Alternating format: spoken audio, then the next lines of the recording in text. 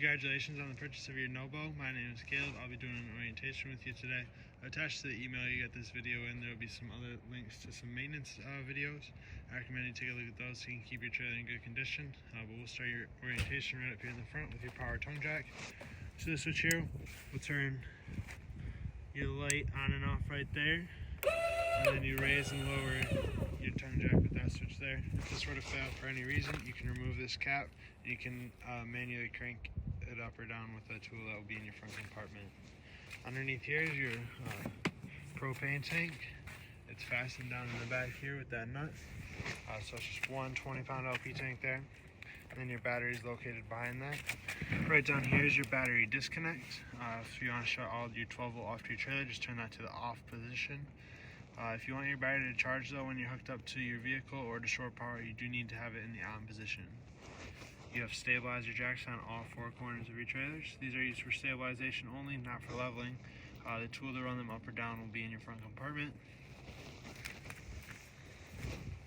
You got one side of your passenger storage right here with your 30-amp power cord, a little table extension that can clip on the outside of your trailer, and some other goodies up in there as well.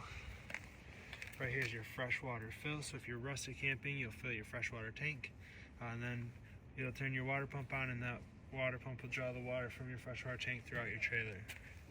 Right here is your city water connection. So if you're full hookup camping, hook a garden hose up to that, turn it on, and you'll have water pressure throughout your trailer. And then down here, you have your two low point drains. That's the lowest point of water in your water system. You'll use that mainly for winterizing. You'll just open them up, it'll drain all the water out of your lines. And then right behind them, that one single line there is for your freshwater tank drain. So there's a cap that'll be put on there to plug it. Otherwise, if you're ready to drain that, just take that cap off of it.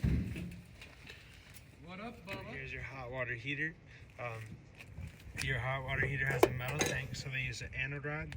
Over time, this anode rod will corrode, so you will have to replace it every couple of years, but that's normal for these. It keeps your tank from corroding. This is gas and electric. You have a switch for it right down here. There are also two switches inside on your control panel in your bathroom to turn it on. But this anode rod is also your plug, so put it in here, tighten it down, and then you can start to fill this with water. Before you turn it on, gas or electric, you do want to be sure that the tank here is full. To do that, you can pull on your relief valve here, and water will come out, or you can open up the hot side of one of your sinks inside. Once water starts to continuously flow through there, you're good to turn it on. You can run it on gas or electric at the same time or individually. It's all up to you. When you're ready to drain this, just take your anode rod out and your water will drain out right from here. This is that cap for your freshwater drain. And it just snaps right back up into place just like that. Head around to the back here. You have inputs for cable or satellite. Right here is your 30-amp power hookup. I do recommend that when you're hooked up at a campground, you use a 30-amp surge guard just to help protect your trailer from any possible power surges that may occur. Down here you have your sewer drain and your two holding tank valves. So the one on the right is your black tank, the one on your left is your gray tank. So when you're ready to drain your tanks, you'll pull your black handle first. After your black is empty, you'll pull your gray tank. That gray dirty stinking shower water is going to help rinse the black toilet water out of your sewer hose. Once you're done with that, you can close up your gray tank, leave your black tank open. There should be a black tank flush right here on the back.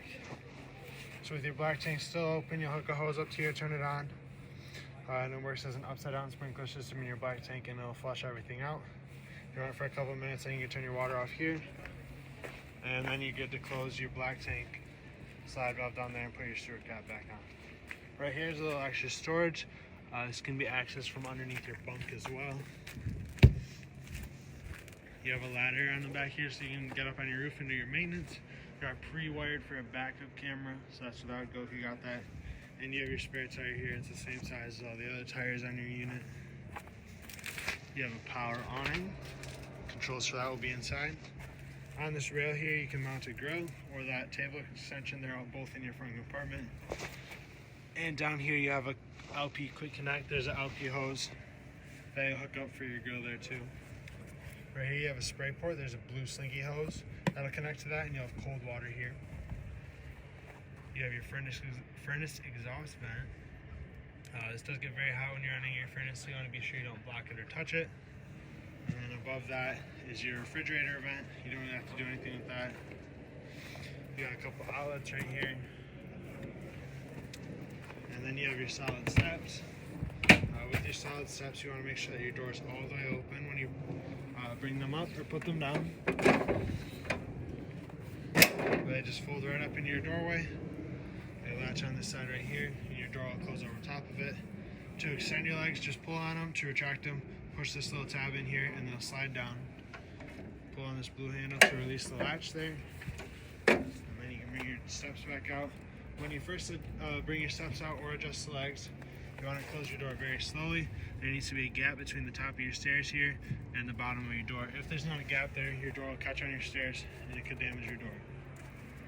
And lastly, for the outside of your trailer, you have the other side of your passenger storage. In this bag here is going to be your convenience package. So it's got it's got a sewer hose, a 25-foot drinking hose, and a couple electrical adapters. And then you got your griddle back there too, which will mount on that rail on the side of your trailer. So that's everything for the outside of your trailer. We'll head inside your thermostat. To use your thermostat, just push the bottom switch here. That'll turn on. Hit it again. You can go to your fan with different fan speeds, air conditioning with different fan speeds, and then your heat. You'll adjust your temperature with the arrows there. Alright, just inside your door on the inside of your trailer, you have all your controls here for some lights, as well as for your awning and slide out. So these are just your inside lights. These will be for your awning and porch light. Then you have your slide out control. Just hold down in to run it in, hold down out to run it out. And for your awning, you'll hold down extend to extend it, retract to retract it. Then you have another switch for your front cap lights right there. Another light switch, that'll be for a step light, I believe. And then you have USB charging ports right there. When you come to pick your trailer up, your keys will be here on your sink.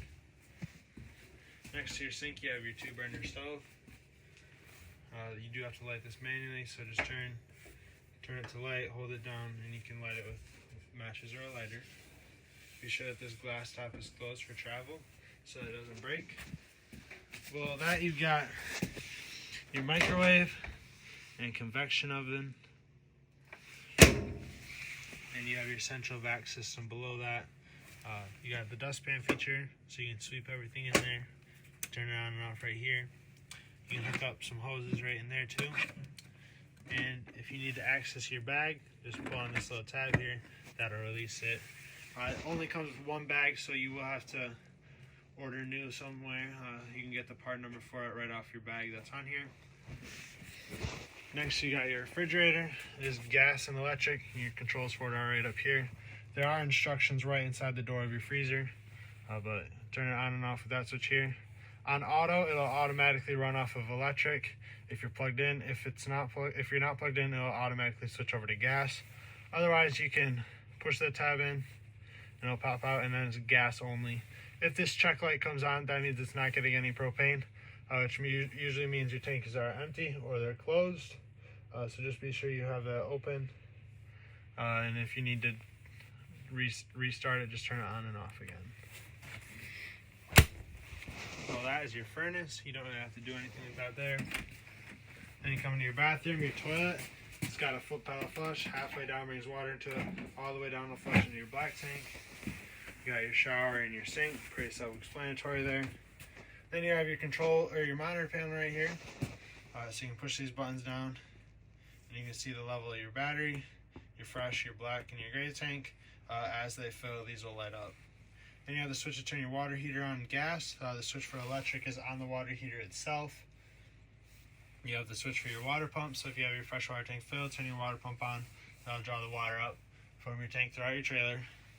And then you have tank heaters on all your holding tanks in here.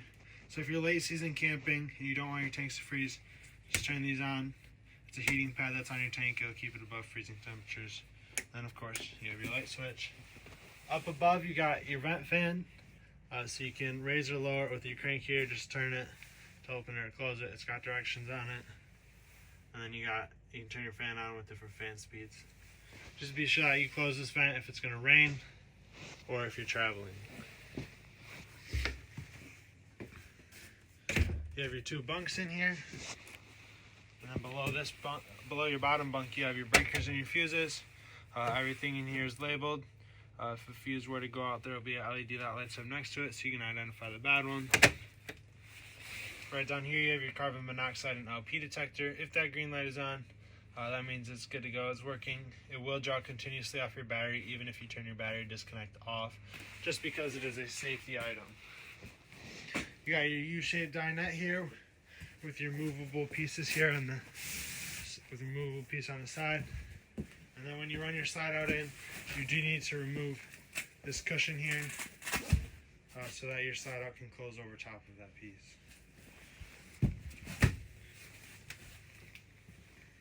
This table can also fold down. That leg will just bend in half, or not break, but it'll just bend and fold down in half. Then you can turn it into a bed with the extra cushions up here.